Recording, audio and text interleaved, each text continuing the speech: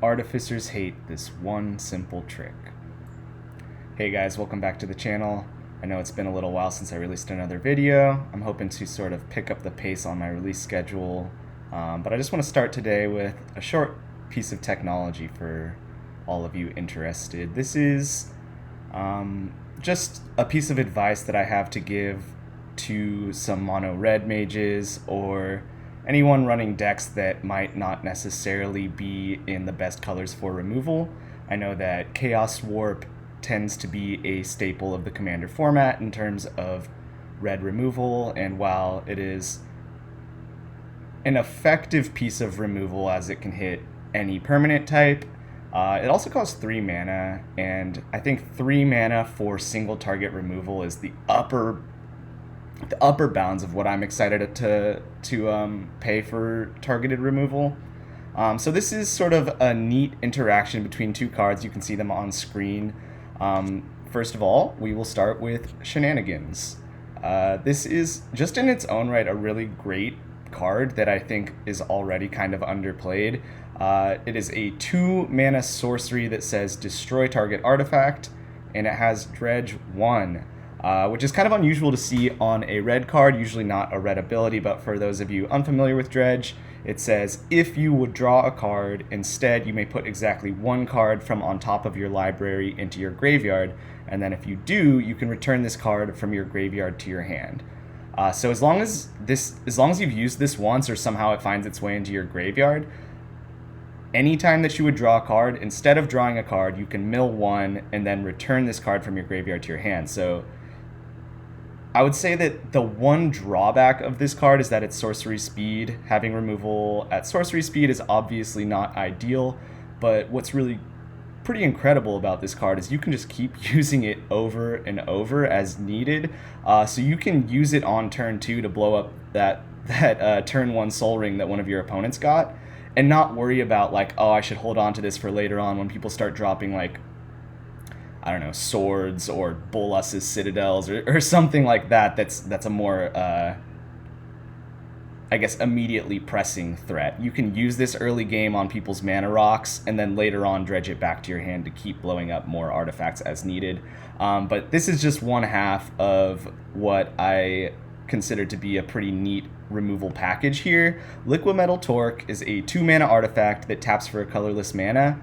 Already just a fantastic and playable mana rock. 2 mana rocks come in untapped. It gives you a colorless mana, but you can use it the turn it comes down. That's already just a great card that you're going to run in a lot of decks.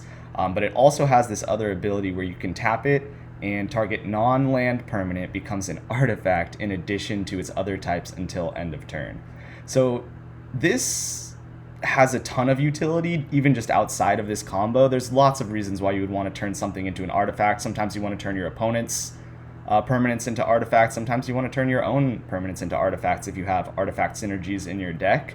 But yeah, the really great and cool interaction between these two cards is, let's say that you get your Torque down in the early game as a ramp piece. It's just sitting there. It's helping to ramp you into your larger spells. Eventually, once you find your Shenanigans, you can just use this Liquimetal Torque to turn any non-land permanent into an artifact, meaning, oh, that enchantment that my opponent has, that Rhystic Study or Smothering Tithe or whatever that I need to blow up, but unfortunately I am in red, yeah, you could Chaos Warp it, but you could also just use your Mana Rock to turn it into an artifact and then blow it up with Shenanigans. And let's say, oh no, I already used my Shenanigans to blow up the turn 1 Soul Ring. Well, dredge it back. It's so easy to just recur and use over and over again. And once you have these two cards together, you can just repeatedly blow up any non-land permanent that you want for basically the rest of the game until someone removes your Torque or until someone exiles your graveyard. So yeah, this is a sweet kind of package of two cards that work well together. And I would say the really great thing about this is, again, Liquimetal Torque is just a playable mana rock that people are going to want to run most of the time anyways. Maybe you end up, if you're in a deck that's like 2 or fewer colors, maybe you cut your Arcane Signet for a Liquimetal Torque. You're not going to miss the color fixing that much in a 2-color deck. And having that bonus ability of turning something into an artifact is just really great, especially in this context. And then Shenanigans too. It's not the best removal spell, but it's 2 mana blow up an artifact, which is fine.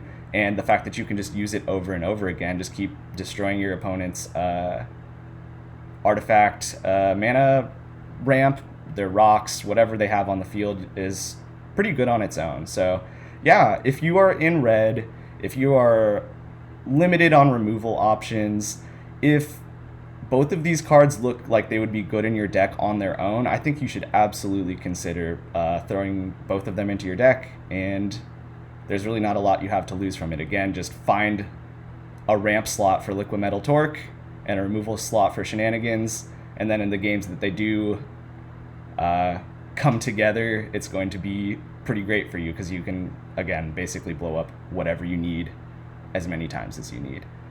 So yeah, short video today. Thanks for tuning in. Stay posted. In the future, I am looking at potentially doing another deck tech for my mono red Fareed Enterprising Salvager deck. And that's actually a deck that I have that's running this interaction. It's a lot of like little artifacts that it's kind of like an egg strategy with a lot of artifacts that you sacrifice to make scrap tokens. So if that's something that you'd be interested in seeing, go ahead and let me know in the comments, and yeah, I'll see if I can maybe put that together. It is one of my favorite decks, and I would be excited to share it with you all. But that's about all I have for you today. Thanks for tuning in. Subscribe to the channel if you haven't already, and I'll see you in the next one.